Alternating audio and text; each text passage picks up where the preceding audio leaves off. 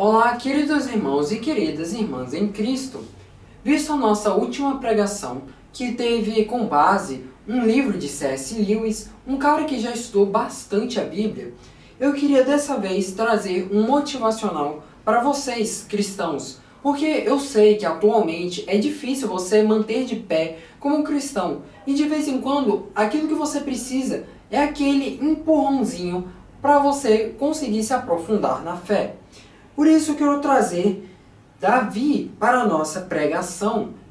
Este homem, ele tem simplesmente histórias incríveis. E como a gente vê em 1 Samuel, do capítulo 17, que é onde eu vou me embasar, Davi decidiu enfrentar Golias, mesmo estando em completa desvantagem. Ou será que não? Porém, e você, irmão? Você vai enfrentar os seus problemas, os seus pecados quando? Você também precisa enfrentar os problemas da sua vida, enfrentar os pecados que estão aí ao seu redor. Pode ser qualquer um deles, você precisa enfrentá-los. Vamos nos embasar aqui, de fato, em 1 Samuel, capítulo 17, que, para resumir, relata a história de Davi e Golias. Davi viu a situação do povo de Israel, que estava numa situação precária. Vocês terem noção, eles não tinham nem armas para começar uma briga definitiva, já que ferreiros estavam escassos, a situação de Israel não era uma das melhores, mas eles estavam lá para brigar. E os filisteus estavam, teoricamente, na vantagem com Golias, simplesmente um titã, um cara colossal, a altura é enorme. E como você acha que uma pessoa de Israel comum vai chegar e derrotar um cara daquele calibre? O cara era simplesmente outro nível. Mas aí é que temos várias questões. E aí é onde eu quero entrar com Davi. Quando Davi chega no campo, onde Jessé, pai de Davi, manda Davi ir lá entregar recursos para os seus irmãos, Eliabe, o filho mais velho, o primogênito, ele vai e chega em Davi e repreende Davi, porque ele não deveria estar ali. Davi, por que você está aqui? Ele foi e repreendeu Davi, e ele ainda adiciona, dizendo que Davi, ele era negligente. Aquela voz que quer desanimar, sabe aquela voz de quando você está lá no ápice, você está no seu melhor momento, mas sempre tem algo para tentar lhe deixar para baixo? Imagina o seguinte, você está lá no auge, você é um rico, milionário que ajuda todo mundo, só que sempre vai ter alguém apontando o dedo para você, falando mentiras, dizendo coisas horríveis de você, por qualquer simples ato que você cometa. É essa voz que quer sempre desanimar, a voz do diabo. Porém, Davi não se deixou abalar. Davi, ele se decidiu. Ele ia lutar. E você, irmão? Sempre leve em consideração que essa história, ela simplesmente é incrível, porque Davi e o povo de Israel não estavam em condições para uma guerra naquele exato momento. Não tinham armas apropriadas. E eles estavam numa situação de guerra contra um titã. O cara era enorme. Simplesmente, você olhar a espada dele, ele podia matar facilmente à distância uma pessoa comum de Israel. Então, Saul, depois que ele ouviu que Davi queria enfrentar Golias, Saul fez algumas perguntas para Davi. E assim, Davi tranquilizou o rei e se ofereceu para lutar contra Golias. Davi, novamente, decidiu lutar. Você, irmão, você tem que fazer exatamente como Davi. Você tem que se decidir e ir para cima. No entanto, Saul foi exatamente como Eliabe. Ele rejeitou a oferta de Davi. Pois Davi, você olhava, ele podia ser um homem jovem, de aparência bonita, mas, independentemente, ele não tinha uma experiência no campo de batalha. Ele nunca tinha ido para as linhas de frente brigar contra filisteus, brigar com outras pessoas. Não, Davi, ele nunca teve uma experiência em combate real. Ele sim matou diversos animais para defender as suas ovelhas. Mas isso não significa que lutar contra um urso, um leão, uma cobra é igual a lutar contra um titã de sei lá quantos metros de altura. Porém, lembre-se de uma coisa. Ninguém ali naquele campo podia estar acreditando em Davi, mas tinha uma pessoa que sempre estava acreditando em Davi. Essa pessoa está lá no céu e é Deus. Ele nunca desistiu e ele sabia de qual era o plano que ele tinha para Davi. Ele já tinha, por meio de Samuel, ungido Davi para ser o rei. Ele já tinha um propósito, assim como Deus também tem um propósito na sua vida, irmão. E desse jeito, mesmo com Saul, Eliabe, não querendo que Davi fosse, por diversas razões que aparentam ser razoáveis, Davi não desiste. Em meio à resposta de Saul, ele não vai desistir. E também porque, apesar de ser sua primeira batalha, como pastor, ele já tinha brigado com feras. Ele já se defendeu, atacou leões, ursos que tentaram capturar o seu rebanho. Para Davi, Golias não passava nada mais do que um urso que Davi já havia enfrentado. Não importava para Davi, porque Davi, ele sabia quem estava com ele, o Senhor dos exércitos, nosso Senhor e Salvador, Deus. Quantos leões Davi poderia matar em um dia? O que era impossível para um homem que Deus estava com ele? Se você tiver fé em Deus, você estará sempre vencendo as batalhas da sua vida. Se você está em um vício, seja qualquer seja esse vício, se você se entrega para Deus, assim como Davi confiou no seu Deus, aqui em 1 Samuel capítulo 17, você também vai ver como Deus não irá te deixar. Você sempre vai estar em conjunto com Ele e nada irá te acontecer, nenhum mal irá te acometer. Você precisa convencer a você mesmo, você precisa ter a confiança em si mesmo e a Deus. Porque assim como Davi foi libertado do urso, do leão, ele também vai te liberar. Então, assim Deus também livrou Davi deste filisteu, que é como dito, filisteu incircunciso, que provocou os exércitos do Deus vivo. Não importa se Davi ele era um bom pastor, não importa isso, mas importante era que ele estava confiante em Deus. Este é o foco, irmãos. A oferta de Saul a Davi. É isso que nós veremos agora. Saul ficou convencido depois de ouvir Daniel falar e ter certeza que aquele menino ele iria conseguir.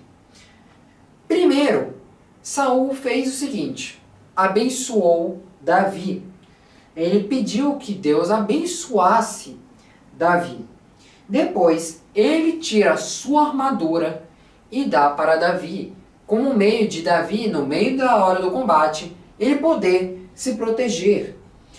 Porém, veio uma questão curiosa.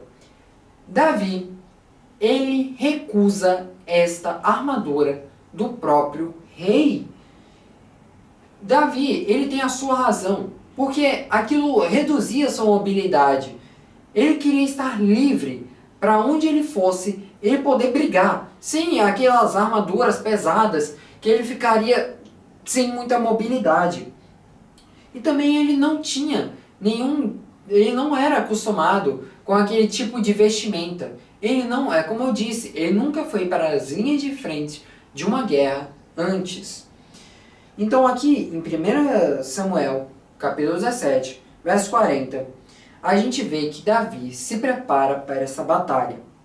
Ele usaria seu armamento confiável. O que é esse armamento confiável? Você deve pensar, uma espada? Um arco? Quem sabe uma lança? Um tridente? Muitas opções. Ele podia usar, sei lá, um capacete. Você se engana exatamente nesta parte. O que ele estava usando era um cajado e seu estilingue. Você pensa, tá, surpreendente. Como é que ele vai causar dano num titã de armadura? Uma pedra vai fazer o que com ele? Uma cajadada, um pedaço de pau? Fazer o que? Uma pedrinha, ele vai tacar uma pedra num titã? Você pensa isso. Você pode pensar isso. Mas lembre-se de um fator crucial. Deus está com Davi. Davi, ele pega 5 pedras no riacho. Você tem que entender que a verdadeira arma de Davi não era baseado no seu cajado, que ele podia fazer que nem Moisés, que jogaria o cajado e apareceria uma cobra. Não. Não era um estilingue hiper poderoso que quando ele lançasse ia sair um pedaço de meteoro e ia cair na cabeça de Golias. Não. Era uma coisa muito mais simples. Fé. O que é fé, irmãos? É simples. É crença e confiança em Deus. Nada mais. Nada mais que aquilo. Ele simplesmente confiou em Deus e foi para a guerra. E foi brigar. No entanto, você tem que entender, Deus ainda espera que nós reconhecemos as nossas próprias forças, as nossas próprias responsabilidades. Ele não quer que você apenas pense, tá, vamos supor aqui, eu sou um estudante, eu vou apenas ler a Bíblia e eu vou passar o dia lendo a Bíblia. Amanhã eu vou chegar na prova e Deus vai me ajudar. Eu vou fazer a prova de olhos vendados. Não é assim que funciona. Deus, ele não quer que você negligencie as suas responsabilidades. Então, eu como estudante, é óbvio que eu tenho que sentar e estudar para saber o que vai cair na prova. E assim, Deus irá me ajudar. É neste sentido. Então, ele não quer que você negue as suas responsabilidades. E isso está escrito em Tiago, capítulo 2, dos versos 14 até o 26. Vamos seguir aqui no contexto de Davi. Golias despreza Davi. Simplesmente, ele olha para Davi e ele pensa, pô, um pigmeu, um anão, um baixinho, esses caras estão me insultando? Como é que pode? Eu, um cara de o quê? 3 metros, 10 metros? Vou fazer o quê? Eu dou um chute aqui, esse anão morre. Que ridículo. Ele pensando, israelense? Pô, vocês são o povo de Deus? Seu Deus aí não existe. Isso aqui é um insulto. Ele desprezou as armas de Davi. Ele se sentiu insultado. Mandaram um pastor, não um cavalheiro, com arma, cavalo, uma lança. Não, irmãos. Muito mais simples que isso. Golias, ele pensa logo assim, então você, povo do Deus, vocês estão me mandando este senhorzinho? Eu vou ficar mais do que orgulhoso em dar esse ser humano aí para os animais comerem, deixa aí para os corvos comerem. Isso aí é uma palhaçada. Então, o inimigo sempre vai procurar te menosprezar. Lembre-se, irmãos, na minha pregação anterior, eu falei na obra de C.S. Lewis e me baseei na Bíblia, de como o diabo ele vai achar maneiras de te fazer cair, de como é que você vai pecar. E aqui você nota como, pela versão de Golias, fazer uma comparação com o diabo, de como ele simplesmente menospreza. Ele tenta diminuir você, fazer você pensar, eu não sou tão bom, eu não sou um cristão que presta, eu podia fazer aquilo, mas eu sou preguiçoso, Ai, mas aquilo e aquilo lá. Irmãos, o que Deus quer que você note é a sua confiança e que você precisa fazer aquilo.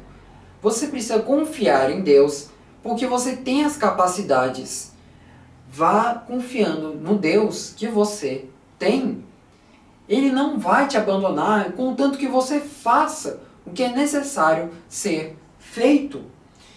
E neste momento nós podemos ver como Davi ele vai enfrentar Golias.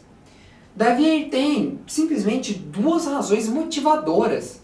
Você pode pensar, Davi só chegou lá com um moleque aleatório e disse, vou brigar com Golias. Simplesmente do nada, um moleque chega do nada e pensa, vou brigar com Golias. Simplesmente é o cara mais forte. Mas ele tinha duas razões extremamente especiais. Primeiro, a terra inteira iria saber que existe apenas um Deus no momento em que ele destruísse Golias. Porque os filisteus, vocês devem saber que eles são considerados como pagãos. Eles têm vários deuses. Não é um Deus, são vários. E por aí vai. Então, no momento em que ele derrotasse Golias, o mundo inteiro saberia: apenas um Deus existe.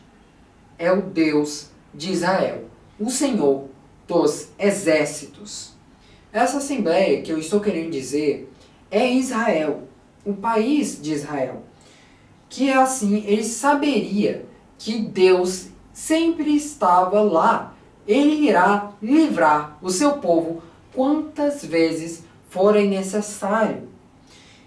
Eles não precisam se preocupar, porque Deus é a lança, a espada do povo de Israel. A batalha é de Deus e ele derrotará seus inimigos. Portanto, nós vemos que os inimigos, eles se aproximam. Davi coloca a pedra no seu estilingue, começa a girar, arremessou a pedra. Neste exato momento, a pedra afunda na testa de Golias. A pedra afunda bem neste exato ponto da testa. O gigante cai morto no chão, onde Davi pega a espada de Golias, ele corta o pescoço de Golias. E isso dá a motivação para o povo de Israel correr atrás daqueles filisteus. Para que eles vão se preocupar agora? O maior oponente deles agora já se foi. Agora eles vão à caça. Eles vão caçar esses filisteus. Davi conquistou uma vitória importante para o povo de Israel. As consequências dessa batalha são inimagináveis. A motivação de Davi não era a riqueza, a recompensa lucrativa que ele iria receber por conta de Saul. Então, quando os filisteus eles veem o seu campeão ali, morto, no chão, e Davi decapita Golias usando a sua própria espada, eles ficam com medo, eles fogem. Como é que o meu campeão, simplesmente um titã desse, perdeu para um menino com estilingue? Ele não estava usando arma, ele não tinha uma armadura, ele não era nada. Aí é que ele se engana. Ele tinha Deus, ele confiava em Deus e era isso que importava. E assim, no momento que Golias morre, por certo, Israel perde seu medo. Eles perseguem os seus inimigos que estavam em retirada e mata eles. Então, preciso que vocês tirem uma conclusão do que esse texto quer dizer. Vamos lá. O povo de Deus, ele ainda luta contra esse Golias atualmente. Esses oponentes assustadores e intimidadores. Não são batalhas físicas, como vocês devem pensar. Você não vai chegar e brigar com um demônio aqui. Também porque, né, demônio não vai aparecer assim simplesmente para você chegar e dar um murro nele. Também que, né, demônio tem poderes, então você vai só... E também você não tem como fazer os seus problemas aparecerem na sua frente e você brigar com ele, pá, pá, não tem como. Então, vocês precisam entender que nós estamos em constantes batalhas espirituais. E você pode se aprofundar nisso em Efésios, capítulo 6, dos versos 10 a 18, que é onde isso é dito. Então essa exortação que nós vemos lá de Paulo é paralela ao que Davi enfrentou naquele dia. Ele enfrentou simplesmente uma coisa inimaginável. E assim, ele derrotou Golias. Por suas forças e habilidades, Davi não poderia ter vencido Golias. Davi, sozinho, como um homem, como um pastor, ele não teria feito nada. Nada. Entendam isso. Golias poderia simplesmente ter cortado Davi se ele tivesse chegado lá apenas por chegar. Ele, sei lá, ficou louco e chegou lá no território de combate e decidiu brincar para brigar com Golias. Não ia dar certo. Porém, nós não vamos entender dessa forma. Porque aquilo era mais do que só uma briga física. Também era uma briga no campo espiritual. Deus já havia entregado os seus inimigos nas mãos do povo de Israel. Davi não enfrentou Golias como um mero humano. Ele enfrentou Golias edificado no Senhor. Ele foi para a briga confiante no que Deus tinha para ele. Então nós não podemos derrotar as hostes das iniquidades na base da força física, da força bruta. Nós precisamos ir com a força espiritual. Davi viu que essa batalha estava nas mãos do Senhor. Ele sabia que o Senhor era o mais forte e que tinha armas mais letais. Também devemos aceitar que a batalha ela é do Senhor e nós devemos nos armar como Deus nos fortalece, assim como Ele nos fornece. E assim nós entendemos que a gente consegue apenas vencer estas brigas na força e na fé no que temos no nosso Senhor e Salvador. Olá, Senhor, meu Deus, meu Pai Celestial. Se caso, Senhor, nossos irmãos estiverem em brigas espirituais, Senhor, brigas contra qualquer tipo de problema, qualquer tipo de pecado, como pornografia, vícios, jogar em cassinos, ou talvez bebedeiras, tanto faz, Senhor, mas que você possa ajudá-los a combater esses vícios, esses pecados, sei lá, se é um pecado de mentira, Senhor, que você possa ajudá-los, que eles não fiquem pecando, que eles não fiquem neste mundo, Senhor, mas que você possa auxiliá-los com a sua força, para que eles não venham a jamais desistir de Ti, mas que eles permaneçam firmes e fortes na Tua presença, Senhor. Em nome do Senhor Jesus. Amém.